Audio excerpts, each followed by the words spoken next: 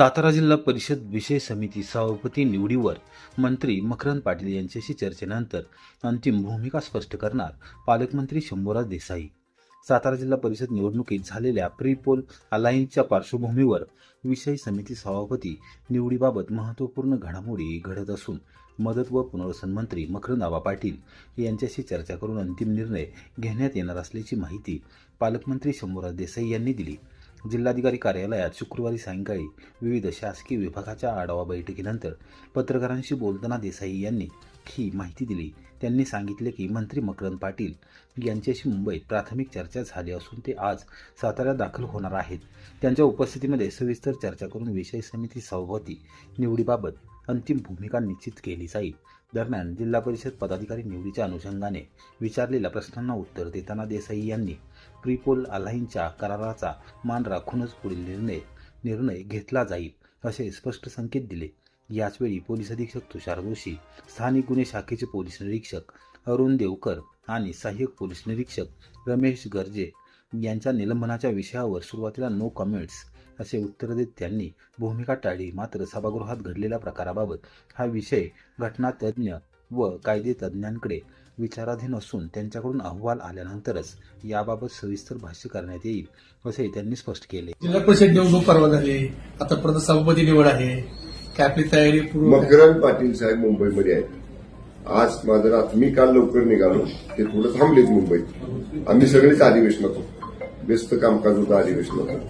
माझं काल निघताना बोलणं झालं, ते म्हणले मी आज निघतोय, ते आज पुसतील साताऱ्यात, उद्या वगैरे बसू आम्ही. काल परवा आपली मुख्यमंत्र्यांची चर्चा झाली ना? मुख्यमंत्री रोजच भेटत होते अधिवेशनात रोजच भेट व्हायची आमची.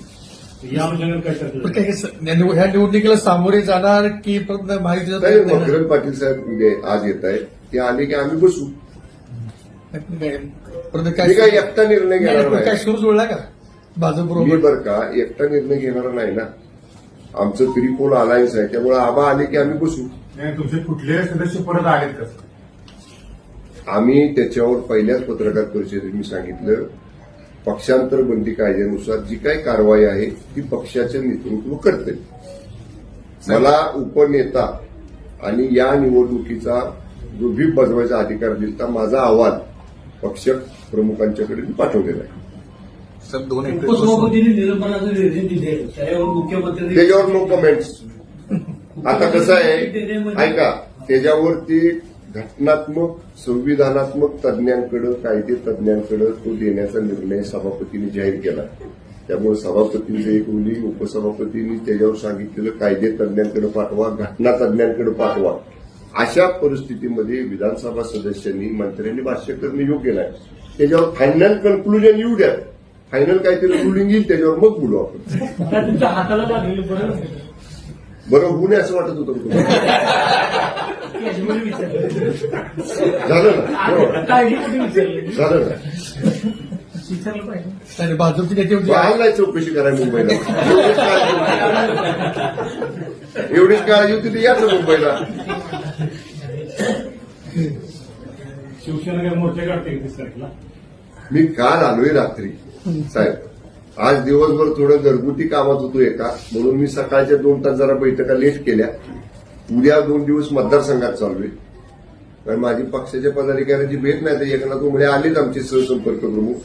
परत झालेल्या सदस्याबरोबर आपली बैठक आहे, म्हणजे काय असं अहो बैठक आता मी पालकमंत्री आहे, मला भेटायला सगळे येतात. असं काय करतात? तयारी काय चालू आहे? मला त्यांची ऐकून तर घेऊ द्या. मी काय सांगितलं, आज मी रात्री उशिरा आलो, घरी घरगुती कामात होतो माझ्या सकाळपासून. अनिलराव आले, संदीपराव आले, तर काय त्यांचं म्हणणं ऐकून घेतो ना. आता तारखेला सांगा काय असेल तर. आबाला विचारा, मी म्हणतो आता उद्याच्याला आबा आहे बघा, उद्या मी लवकर जाणार आहे मतदारसंघात. आबा आज रात्री येतील, माझं होईल रात्री ते आल्यावर बोललं. आबा तुमच्यासारखे पत्रकार परिषद घेत नाही जास्त. मी आता हळूहळू आबांचं शिकणार आहे. मी आता पण का सकाळी सचिनला सांगितलं, संतोषला सांगितलं, तर हळूहळू आबाचं शिकणार आहे. नाही ना, तुमचा आबाला शिकवा. माझ्यापेक्षा आबा वडील आहेत वयाने, थोरले. नाही, हो, विषय नाही या संदर्भात. वयाने मोठे आहेत माझ्यापेक्षा. हो, पण वयाने मोठे. त्यांचा मला वाटतं फेब्रुवारी का मार्च मधला जन्म आहे, माझा नोव्हेंबर मधला आहे. अहो मोठे 8-7 महिने मोठे आहेत मला. वर्षी एक धरून 8 महिने मोठे असते. काय कसं आहे, तुम्हाला अडवायसाठी 100 पोलीस लागतात, आम्हाला काय 2 लागतात.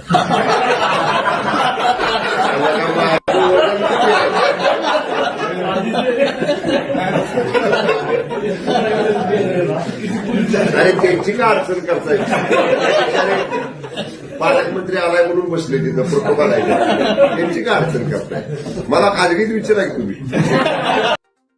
कोरेगाव तालुक्यात अवकाळी पावसाचा तडाखा, पिकांचे मोठे नुकसान. साप येथे नारळाच्या झाडावर वीज कोसळली.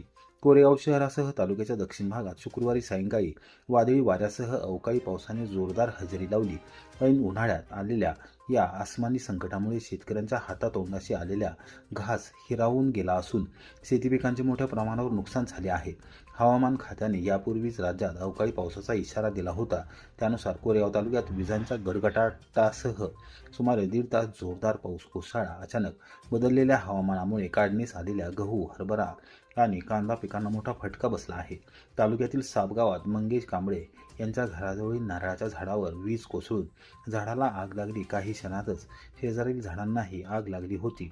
सुदैवाने या घटनेत कोणतीही जीवित अथवा वित्तहानी झाली नाही. दरम्यान वादळी वाऱ्यामुळे अनेक ठिकाणी वैरणीच्या गंजीवरील पत्रे ओढून गेल्याने ग्रामीण भागात नुकसान झाले आहे. पावसामुळे अनेक ठिकाणी पाणी साचून नागरिकांची तारांबळ उडाली. तसेच तालुक्याच्या उत्तर व दक्षिण भागात सुरू असलेल्या रस्त्यांच्या कामांवर चिखल साचल्याने वाहतुकीस अडथळे निर्माण झाले. दुचाकी घसरून किरकोळ अपघातांचे प्रकारही घडले. रहमतपूर शहरासह ग्रामीण भागातील वीजपुरवठा वादळी वाऱ्यामुळे खंडित झाला. याबाबत महावितरणच्या रहमतपूर येथील उपकार्यकारी अभियंता कविता ढाके यांनी सांगितले की खटाव तालुक्यातील औंध परिसरात वादळी वाऱ्यामुळे विजेच्या खांबावरील कंडक्टर एकमेकांना चिकटल्याने वीज पुरवठा खंडित झाला आहे.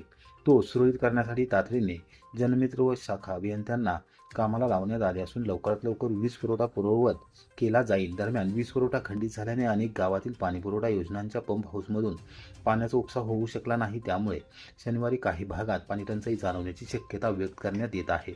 अचानक आलेल्या पावसामुळे उष्णतेपासून नागरिकांना काहीसा दिलासा मिळाला असला तरी दुसरीकडे शेतकऱ्यांच्या चिंतेत मोठी फहर पडली आहे.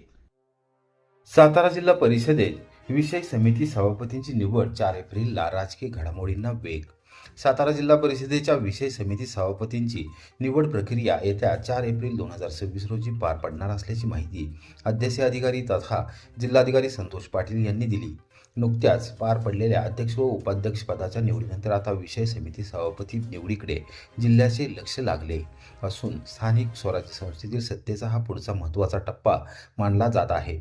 यासाठी सध्या विषय समित्यांचे गठन करण्याची प्रक्रिया सुरू करण्यात आली आहे. जिल्हा परिषदेत शिक्षण व अर्थ समिती, कृषी व पशुसंवर्धन समिती, समाज कल्याण समिती तसेच महिला व बालकल्याण समिती या प्रमुख समित्यांचे कामकाज पाहण्यासाठी सभापतींची निवड केली जाणार आहे. या समित्यांना धोरणात्मक आणि प्रशासकीय दृष्टीने मोठे महत्त्व असल्याने सभापती पदाच्या निवडी चुरशीच्या होण्याची शक्यता व्यक्त केली जात आहे. या निवड प्रक्रियेतून जिल्हा परिषदेतील विषय समित्यांवर कोणत्या गटाचे वर्चस्व राहणार हे स्पष्ट होणार असून आगामी राजकीय समीकरणांवरही त्याचा प्रभाव पडणार आहे. त्यामुळे सर्वच राजकीय गटांनी या निवडीसाठी हालचालींना वेग दिला आहे. जिल्हा परिषदेमध्ये अध्यक्ष आणि उपाध्यक्ष पदाच्या निवडीसाठी विशेष सभा 20 मार्च रोजी पार पडलेली होती. त्यापासून 15 दिवसाच्या आतमध्ये 4 सभापतींच्या निवडणुकी घेणं आपल्याला क्रमप्राप्त होतं. त्या अनुषंगाने 4 एप्रिल रोजी विशेष सभेचं आयोजन करण्यात आलेलं आहे. या सभेमध्ये समाज कल्याण सभापती, महिला व बालकल्याण सभापती व इतर 2 सभापती अशा 4 सभापती पदाची निवडणूक पार पडणार आहे. ही प्रक्रिया जी राबवली जाणार आहे ही कशा पद्धतीची प्रक्रिया असते साधारण?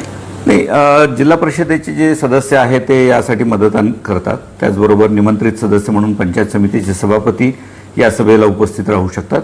जिल्हा परिषदेची ही विशेष सभा असते आणि यामध्ये गरज पडेल तर मतदान घेतलं जातं. परंतु जेवढे सभापती आपल्याला निवडायचे आहेत तेवढेच जर नामनिर्देशन पत्र शिल्लक राहिले तर मतदानाची आवश्यकता पडत नाही.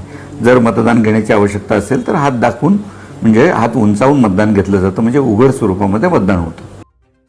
धुळदेव येथे भीषण अपघात, आजोबा व नातीचा जागीच मृत्यू. सातारा लातूर राष्ट्रीय महामार्गावरील धुळदेव परिसरात कच्च्या रस्त्यावरून कार पलटी होऊन झालेल्या भीषण अपघातामध्ये आजोबा व नातीचा जागीच मृत्यू झाला, तर एक जण गंभीर जखमी असून 4 जण किरकोळ जखमी झाले आहेत. मिळालेल्या माहितीनुसार कोडोली तालुका सातारा येथील अशोक विष्णू निकम वय 77 आणि त्यांची नात लक्ष्मी सचिन निकम वय 13 हे अल्टो कारमधून प्रवास करत असताना दुर्दैव येथे कच्च्या रस्त्यावर वाहनाचा ताबा सुटल्याने कार पलटी झाली. अपघात इतका भीषण होता की दोघांचा जागीच मृत्यू झाला. या अपघातात कारमधील इतर प्रवासी जखमी झाले असून त्यापैकी एकाची प्रकृती गंभीर आहे. जखमींना तातडीने जवळच्या रुग्णालयात दाखल करण्यात आले. अपघातानंतर परिसरात काही काळ तणावाचे वातावरण निर्माण झाले. स्थानिक नागरिकांनी तात्काळ मदतकार्य करत जखमींना बाहेर काढले.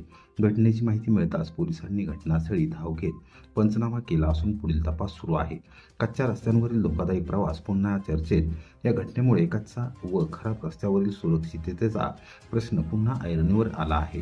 नागरिकांकडून प्रशासनाने तातडीने उपाययोजना कराव्यात अशी मागणी होत आहे.